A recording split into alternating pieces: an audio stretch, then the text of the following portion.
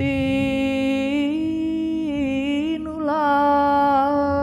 balik ngetan Raja tula iman selamat tulus rahayu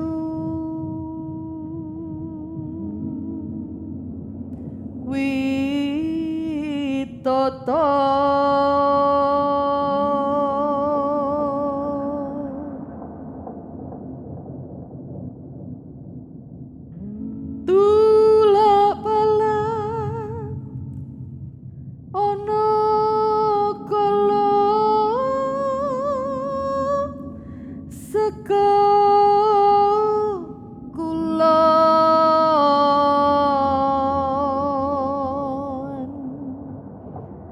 Tinula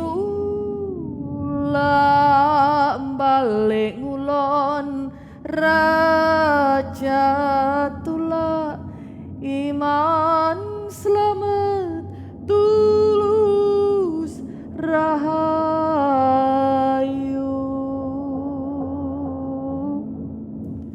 Witoto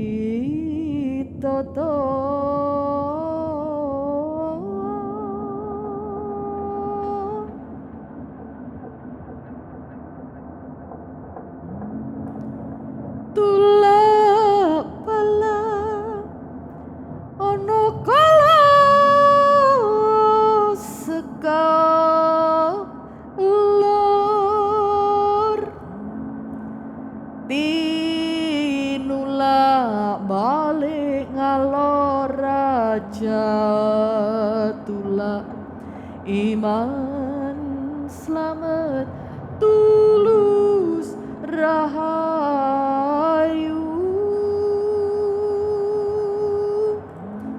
Witoto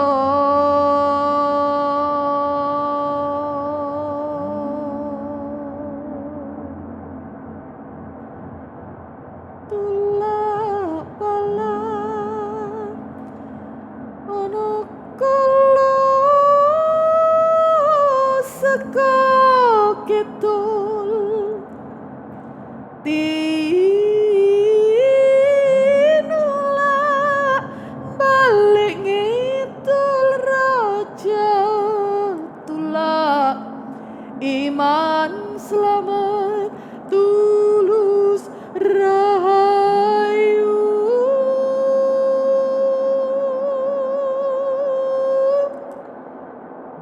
Witoto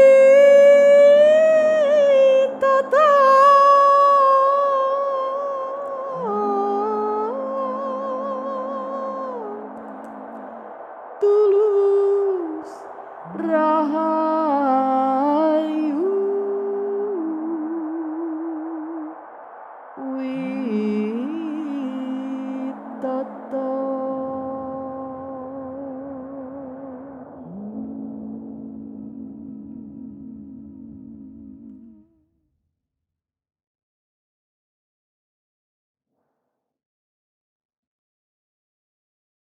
Good evening. That last song is called Tula Bala. The cycle repeats 4 times and once for each cardinal direction to protect us from misfortune.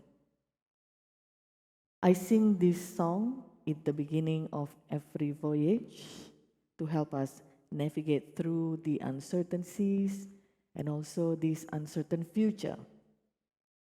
My name is Nova Ruth, and this is Grey Filastine. Bonsoir.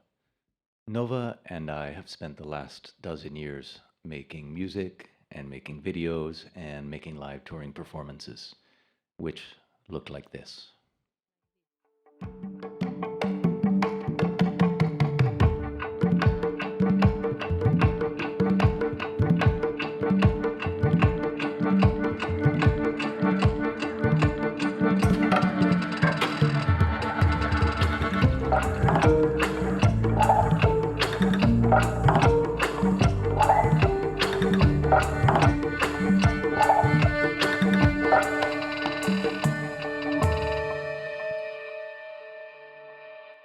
all of this work spoke to the frictions between humans and the rest of nature, of which the most famous effect we now call climate change.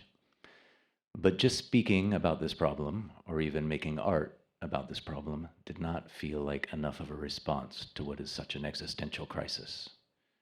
Also, by flying from festival to festival, we were accomplices in the very system we were trying to change.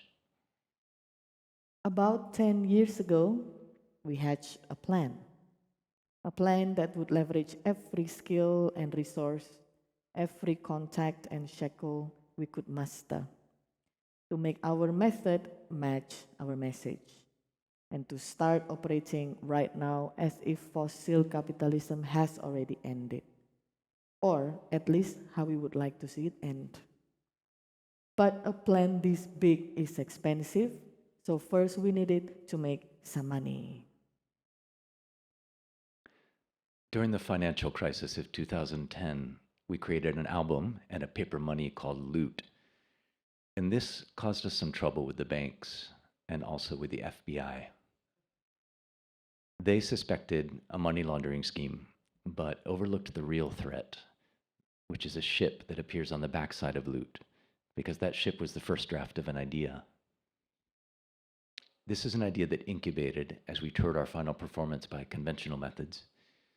And that show was called Drapetomania, an emergency exit from the Anthropocene. And in this show, we imagined that each venue was the interior of an airplane to evoke the literal flight that had just delivered us to that city, and also as a metaphor for a fast and unsustainable way of life. So in this show, we artists were the flight crew, and the audience are passengers. And each gig started with a pre-flight safety talk, and then ended with us jumping out of the airplane, off of the stage, and into the audience with a parachute. So thereby abandoning the fast world for a slow one.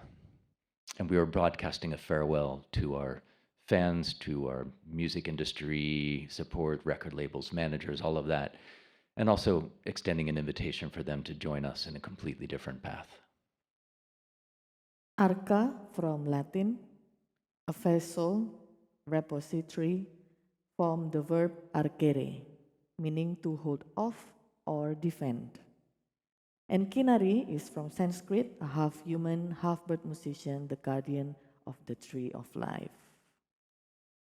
Arka Kinari is a multimedia performance staged from the deck of a sailing ship, using cinematic visuals and live music to imagine life after the carbon economy, resilience to climate change, and re-engagement with the last great commons, the sea. The Arka Kinari performance shares a story set within a speculative future, but the world is transforming so fast that reality is overtaking fiction. So tonight we are going to share the true story of the ship, her crew, and our voyage.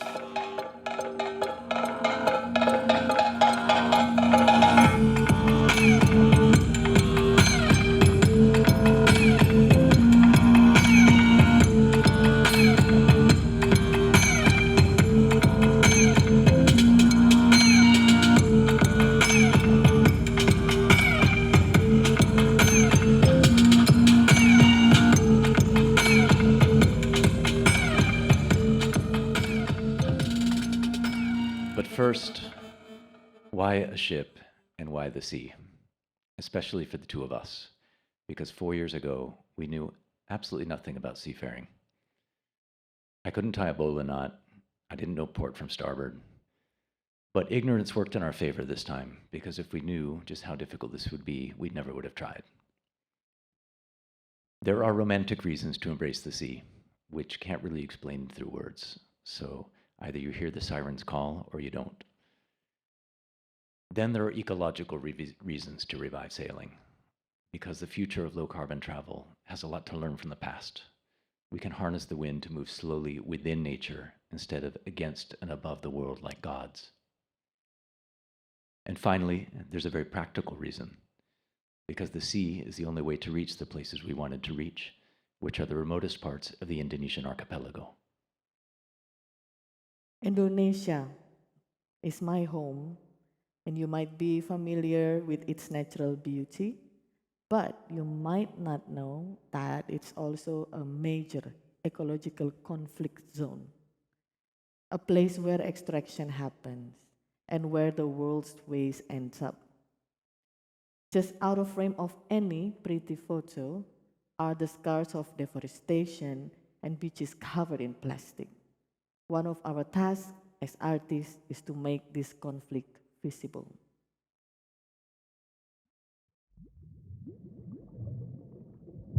The waters of Indonesia aren't protected by sirens, but we do have the Queen of the Southern Sea. I grew up in the mountains and was afraid of the sea, so I had a lot of doubts about starting this project. I wouldn't commit until one night I had an intense dream. In this dream, I'm floating in the middle of the ocean, and in the distance, to my right, there is a boat. Atop the boat is a man standing firmly on the deck, gazing across the horizon. To my left there, where a woman stands on top of the water, staring back at this man with compassion and protection. I recognize her as the Queen of the Southern Sea, the guardian of the Indian Ocean.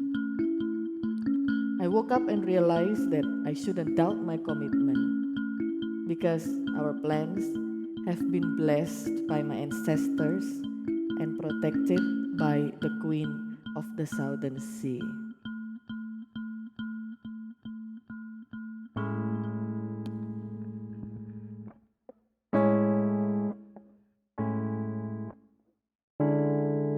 Before anything else, we needed a ship big enough to hold this dream. It had to be light enough to sail on the wind, but heavy enough to carry a big sound system and subwoofers. With enough space on the deck for solar panels and stages, and also needed to be a comfortable long-term home for a crew of about 8 people. So we began a search that took about 2 years as we toured our last gig by land. We were also scouring the docklands from Sydney to Seattle, Istanbul to Ibiza.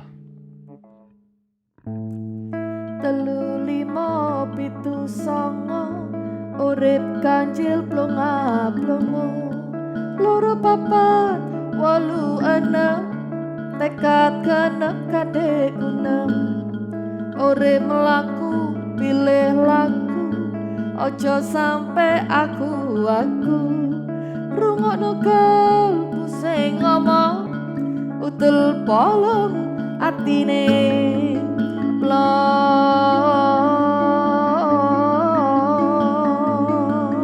Hey, hey, hey, hey, hey, hey, hey, hey, plong, plong, plong, plong, plong, plong, plong, plong. Hey, hey, hey, hey, hey, hey.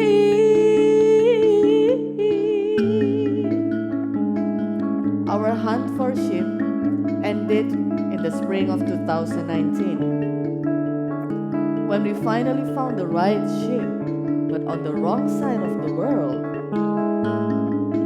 She was rusting away on a canal in the Netherlands, the nation that colonized my country for 300 years. We needed to get her seaworthy, install the performance equipment, and create a draft of a gig in one summer. Helped by volunteers from around the world, we worked around the clock, by day as welders, carpenters, and electricians, and by night as artists rehearsing the show.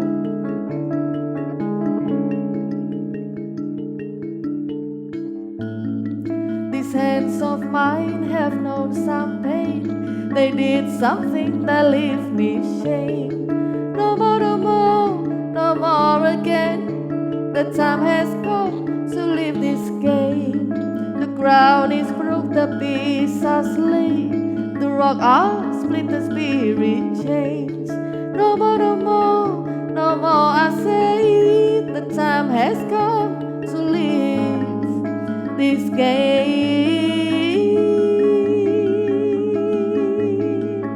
Hey, hey, hey, hey, hey, hey, hey, hey, hey. Blong, blong, blong, blong, blong, blong, blong, blong. Hey, hey, hey, hey, hey, hey, hey.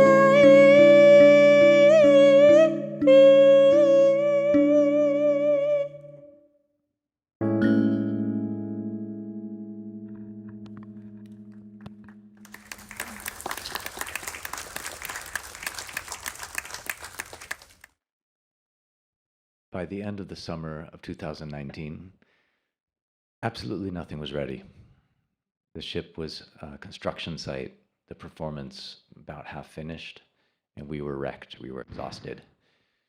But we had to set sail because we couldn't afford to spend a winter in Europe or risk losing our momentum.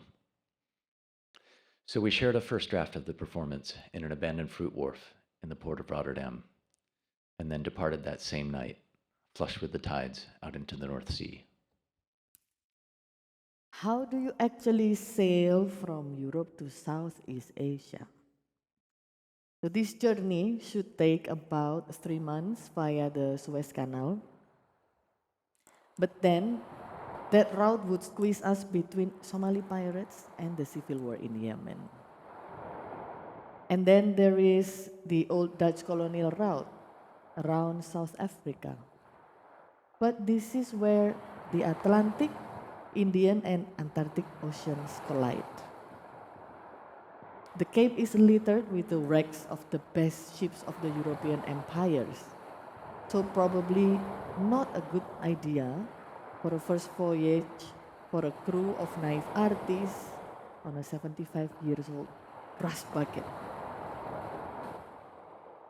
So instead we took the long way, which is to sail south until the butter melts on your plate. That's around the latitude of Cabo Verde off of West Africa. Then you just take a right and follow the setting sun until hitting Central America. So this route extends over about 3/4 of planet Earth, crossing the North Sea, the Atlantic, the Caribbean, the Panama Canal, and finally the massive Pacific Ocean. Another one of the reasons we chose this long route is to bring us near a number of the communities already being affected by climate change. In the Caribbean waters near Panama, we were honored to be hosted by the Gunayala, who are an indigenous sea folk. And these are people who were never conquered by Spain, never absorbed by Colombia, but they're now being displaced by rising seas. We somehow maneuvered our ship into a tiny lagoon between the 3 most populous villages of the Gunayala, all of which will soon be abandoned, to share the first and final show to ever happen in that unique place. It was this first moment in this long voyage that Arka Kinari started to feel relevant, to build meaning, and that all of our effort might actually be worth it.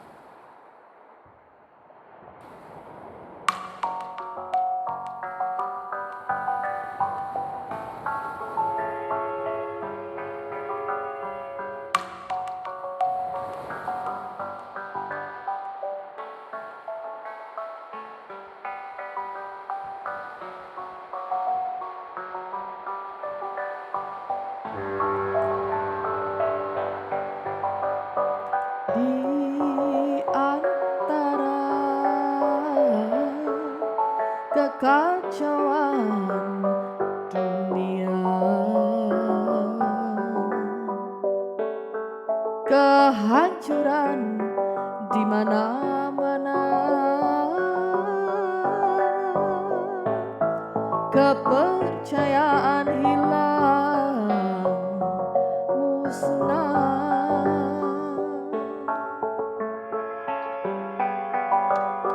Kau dan aku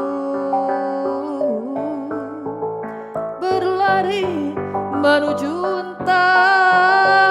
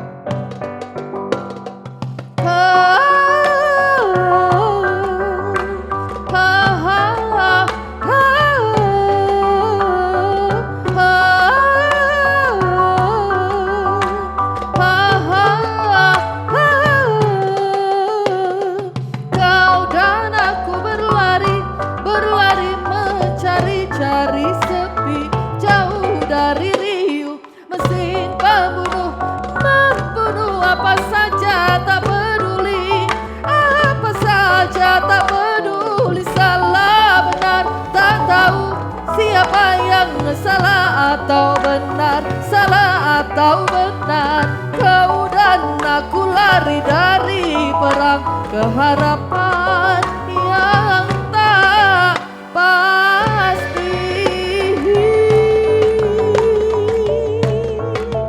Harapan yang tak pasti. Harapan yang tak pasti.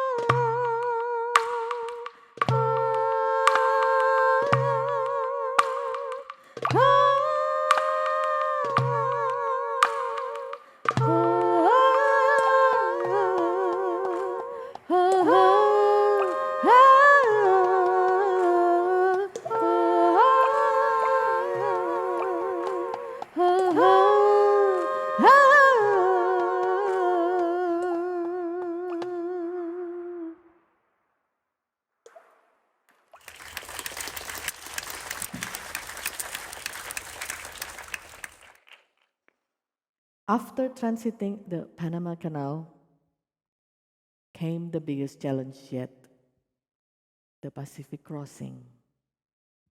With impeccable timing, we set sail from Mexico towards Asia in February 2020. And you all know what happens next. China has identified the cause of a mysterious new virus. There are fears of a fast-spreading virus. COVID-19. Overseas travel should be cancelled. Nations across the Pacific and the world have closed their borders.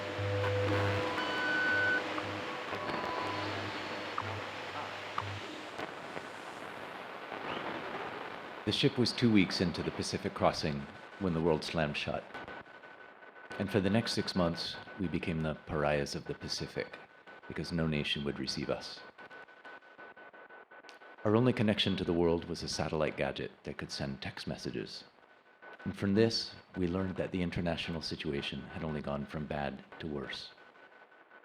For the first time in human history, all the world's borders closed. Fortunately for us, there are a few islands in the Pacific where nobody in their right mind would ever go, and where nobody would think to find us.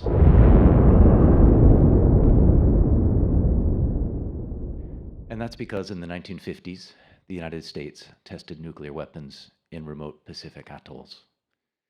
And these atolls became our hiding places, where we could mend the sails, scrape the hull, spear fish, gather coconuts and breadfruit. Much like Chernobyl or the no man's land between the two Koreas, these places where humans dare not to go are the only places where you can witness the incredible resilience and abundance of nature. Each time we dropped the anchor, an ecosystem appeared in the shadow of the ship. Enormous schools of herring surrounded by barracudas and sharks, and the islands teemed with wild boars, giant crabs, and birds that were curious instead of fearful.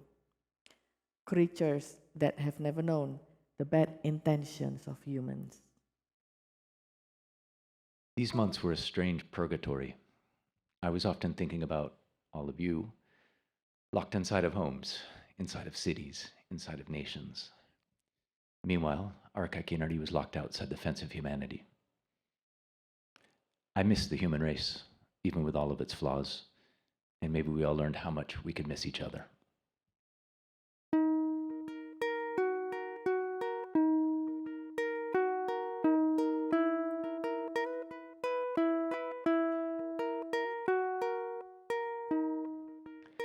As we waited for the pandemic to end, the days blended into weeks, which blended into months. My fingernails grew and were trimmed, grew and were trimmed. Clothing wore out, and food supplies shrank. We moved stealthily along a chain of post-nuclear atolls, keeping the GPS turned off to avoid being tracked. We never saw another boat, another human, or another electric light. Our nearest neighbors were the crew of the International Space Station as it passed overhead every few hours.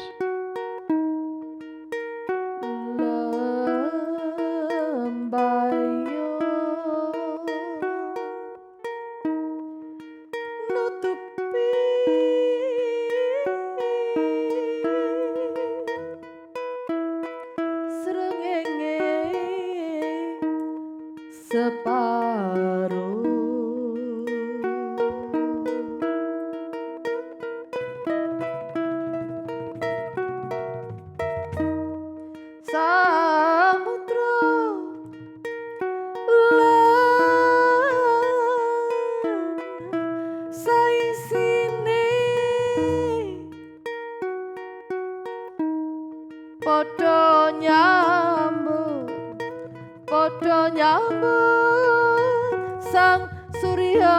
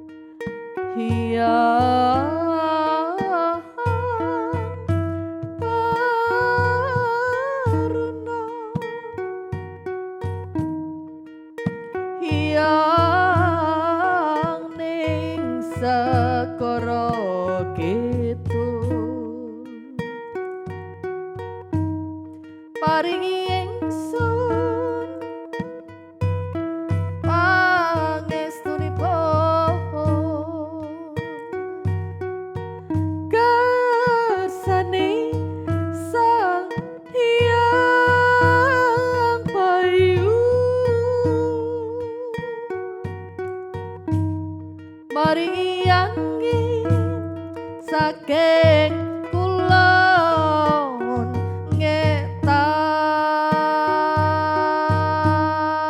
ngetan kersane prau ingsun saged layar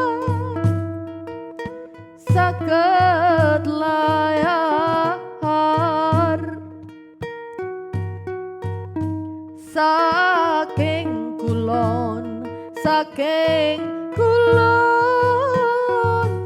ngetan.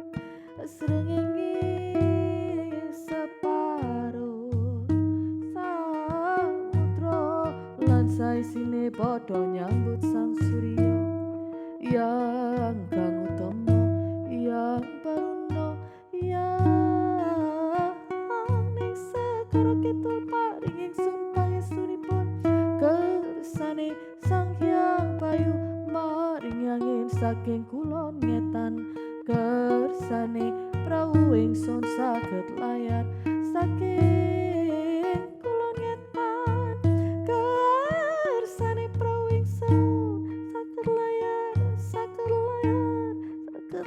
saged layar saking kulon ngetan.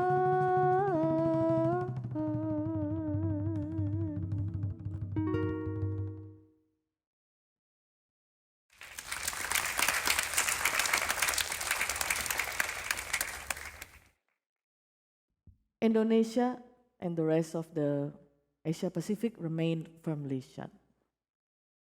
Our land team in Java spent these months knocking on the doors of every branch of government to get a special entry permit with no result. With nothing else to lose, we sent out a press release from the middle of the Pacific explaining our predicament. The BBC picked it up. So the rest of the world's media followed. And not coincidentally, a week later, Indonesia gave us permission to enter. Exactly 1 year after leaving Rotterdam, we crossed the equator and entered the waters of our new home. And this is where the story starts to get a little bit weird.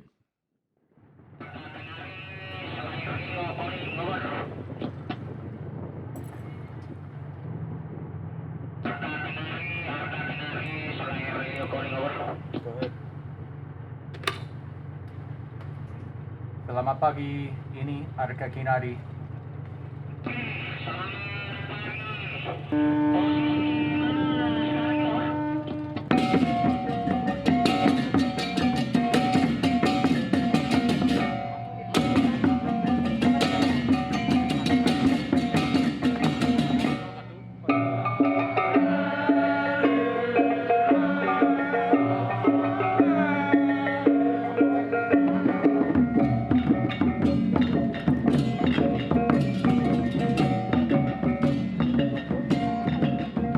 In an instant, we flipped from pariahs to princess. Welcome with speeches, red carpets, processions, blaring of trumpets, and showers of flower petals. Not just once, but in nearly every port for 2 months. Hari ini ku temui sesama insan saling membenci, warna-warni tak berarti, ragam budaya pun dikebiri, bahasa yang asing jadi penting, bahasa ibu bukan hal ganti, tradisi leluhur hancur lebur, iman yang lain terus diukur.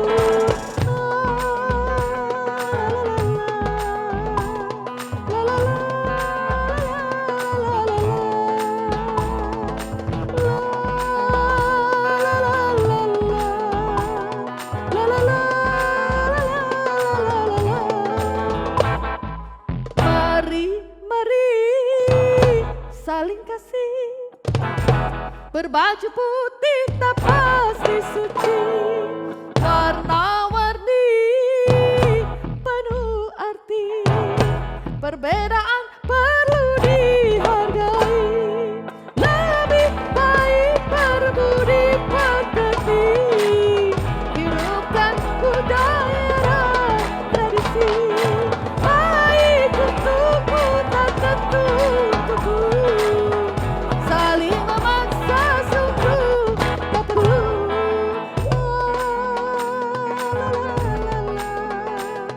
La la la la la la la.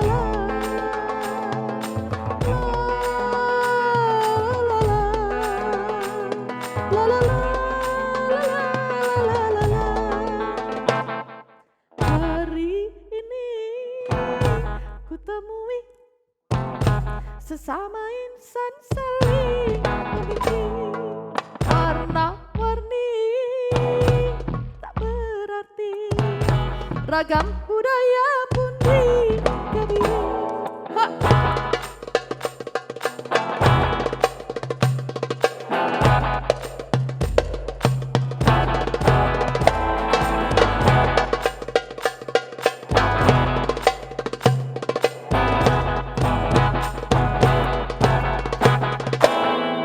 Lebih baik berbudi pekerti, hidupkan budaya dan tradisi,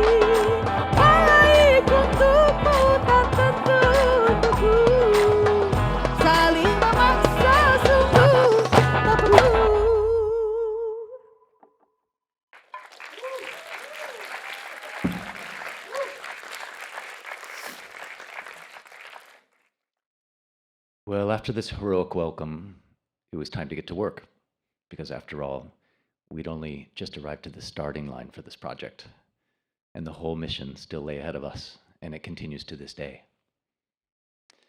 We spent our first year voyaging across Indonesia's wild east, away from the COVID restrictions and any other rule of law. And that year was ad hoc. We never knew where we'd be the following week, and the results could be amazing or catastrophic. We were nearly always greeted with curiosity and friendship, and usually paid in kind with welcoming performances from the dock towards the ship. And we often woke to find buckets of donated fish sitting on our decks in the morning. But there were also plenty of criminals in those lawless seas, people who live by dynamite fishing and illegal whaling. And these people want no witnesses. So they threaten to burn our ship, or worse, and we learned to be ready to flee at a moment's notice. By the second year, we could finally operate with some kind of normalcy. So we chose to circumnavigate the island of Java, Indonesia's center of population and power. The north coast of Java is a good place to be talking about climate change. In fact, many of the ports are already disappearing under the water. The Jakarta gig, for example, the location changed 3 times after flooding and sedimentation made our first choices unusable. The ancient port of Semarang is now below the sea level. The coastline is kept dry only through the life support of constant pumping. In Java, we didn't have to convince folks that there was a problem. Our task was to network with allies, and these allies came from unusual quarters, from fishermen cooperatives to sultans, Navy officers to Sufis, leading to some very unusual collaborations. Early in these voyages, we learned that Arka Kinari needed to be more adaptable, more like a multi-tool, really. The ship performance being the blade, but you can't use a blade for every job. So we've been adding other working methods or other utilities to the ship. First, we added a mobile, land-based gig where we could tell our story and answer questions away from the coastline and the ship, much like we're doing here tonight, although without this lovely dome. We found another utility for our voyage in archiving unique and disappearing music we find across the archipelago.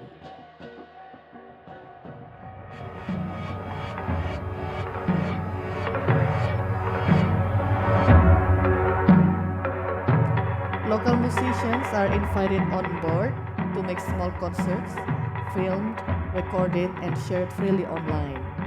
The Indonesian word for sea is loud, and this archiving project is called Loud Loud.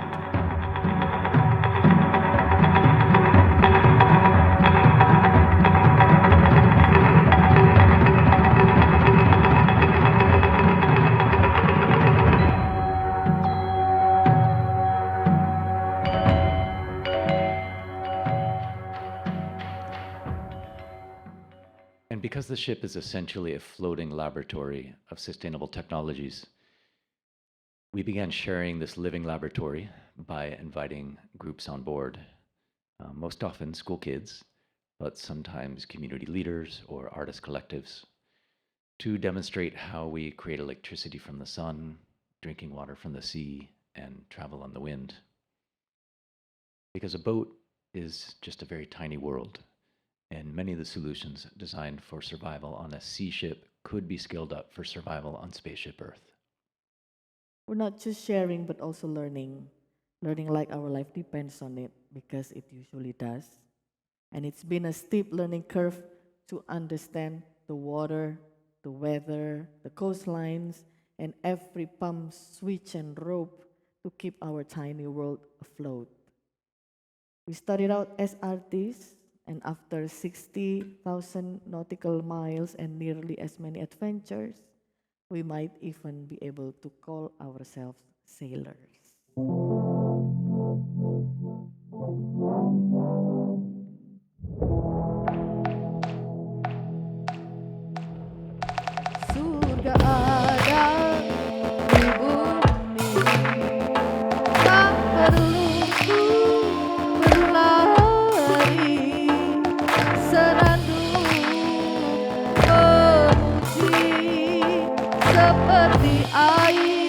takkan berakhir.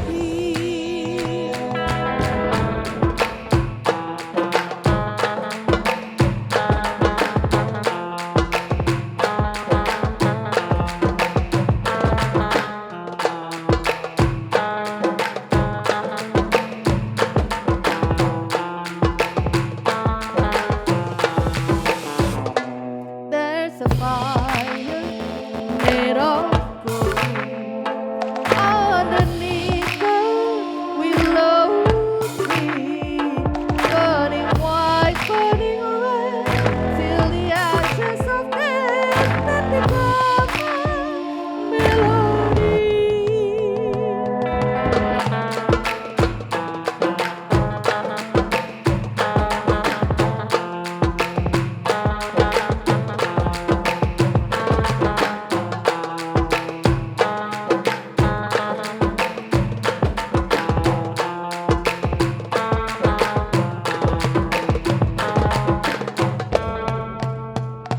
Setiap nafas ini syukurku dalam hati, dan bayu perlahan ke dalam kalbu bisikan rindu.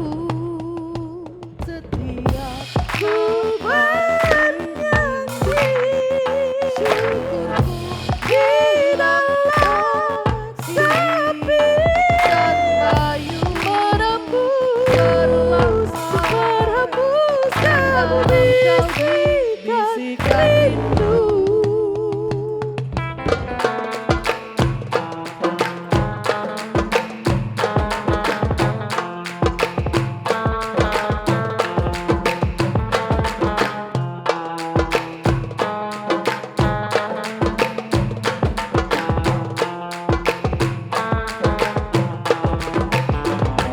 And the murmur of this heart, which is being within ears, indriya upama utama artaya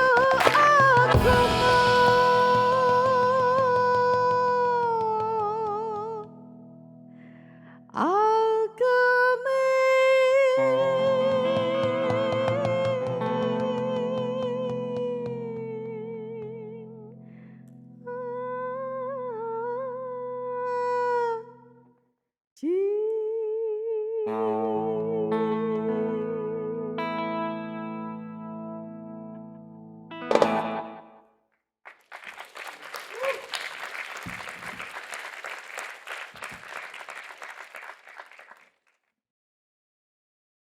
Before we go tonight, we'd like to circle back to why it is we do this, what it is we're hoping to accomplish. There are some tangible results, because at very minimum, Arka is an arts platform and reaches many people who've never seen any kind of contemporary performance. We also share practical skills, both old and new tech, from traditional sailing to the most recent advances in renewable energy. All of this happens through person-to-person offline activities. People have to come to a port, stand on a dock, feel the wind, and smell the sea. So we strive to share an elemental experience through the weather, the water, the steel and the wood of the ship, the sweat and the blood of the crew. In an increasingly online and accelerated world, I'm started to believe that these lived experiences are all that really matter anymore. That's all fine and good, but we didn't actually go bankrupt for the sake of arts and education. We're really in this for the intangible effects, the unseen, because the impact of arts can't really be counted or quantified, and it might take generations to really bear any fruit. Centuries ago, Indonesian society was transformed by wayang kulit, shadow puppetry that carried stories and wisdom, and usually arrived by sailing networks. It was like the original internet. Much like wayang kulit, we tell a story through music, lights, and shadows, and just like them, we also believe that it's stories that change people, not facts. These islands used to be a crossroads of the world. But in many smaller ports, we are the first sailing ship to arrive in generations. We share with them the story of our voyage and the things that we witnessed, how the natural abundance in other parts of their own country is being destroyed, and the changes to the wider world as the climate is transforming. Traditional people often understand these changes intuitively. There's even a saying in my language, Bumine wis lali mongso. The earth is already forgotten the season. So together, we need to find a way to live slower but act faster.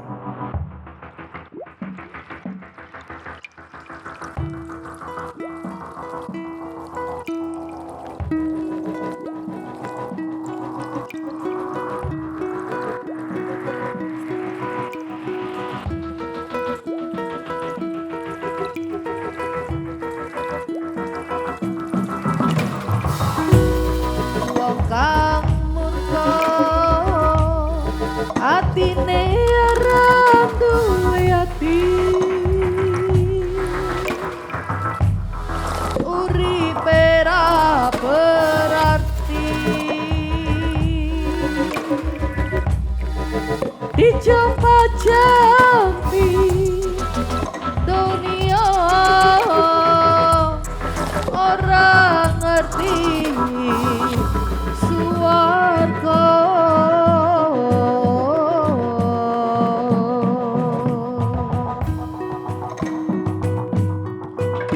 Sopo dadi dalan sing lali sedulur papat lima panjang iso nyekel wayang ora iso dadi panutan lan pager. Bumi goncang kanjeng langit gemerlap urip kedonyan wong cilik rati anggar mikir weteng atine peteng urip ketaten sing penting ati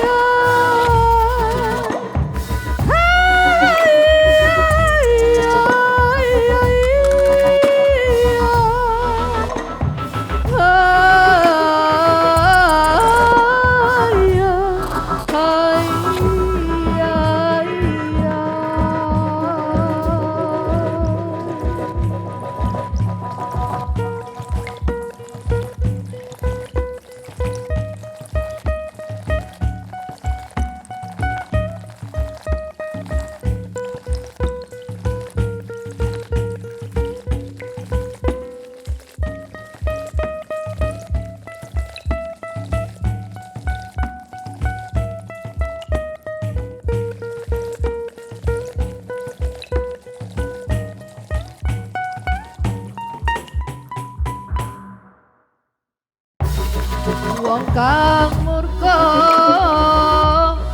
atine ora duwe ati, uripe ra berarti, dijampa